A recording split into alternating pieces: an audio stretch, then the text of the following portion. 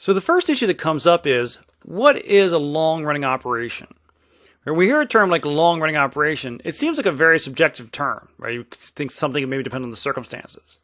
But when we're talking about mobile devices, and specifically an Android device, the concept of a long-running operation has a very specific meaning. And it turns out it's not even something that actually takes that long.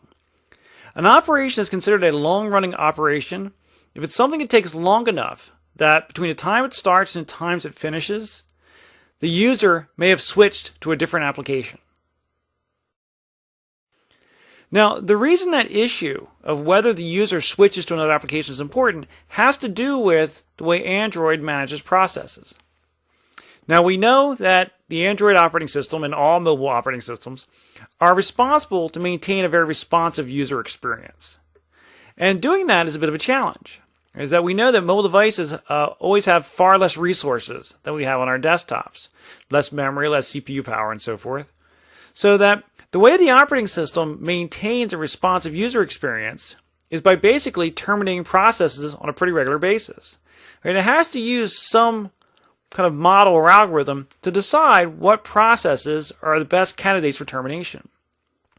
Basically, what it comes down to is, what is the user doing right now? Whatever process the user is interacting with, that of course is considered the most important process. And what that means is that when the user is interacting with some activity, right, some application form, that activity is running in some process, so therefore that process is important.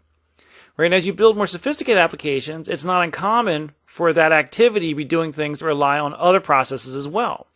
So the operating system looks at whatever process the activity is in, as well as any other processes the user is interacting with. The problem, of course, is that if you kick off something that takes a long time, and then the user switches to another application, well, once that activity is no longer in focus, the process that it's running in is no longer considered important to the user, and immediately becomes a candidate for termination. The challenge is that things may work sometimes and sometimes not other times. Right? You launch something, it may start to run, and when the user switches away, as long as there's no resource pressure on the device, the work processing goes on and finishes fine. Other times, the user may do the same thing, but it may have happened to have a lot of other things running on the device at the time, maybe music players, maybe big downloads, maybe email, where the process needs to be terminated much sooner. As a result, work that completes in one situation may not complete in another. Right? And that's why the concept of threads, or at least threads alone, do not resolve this problem for us.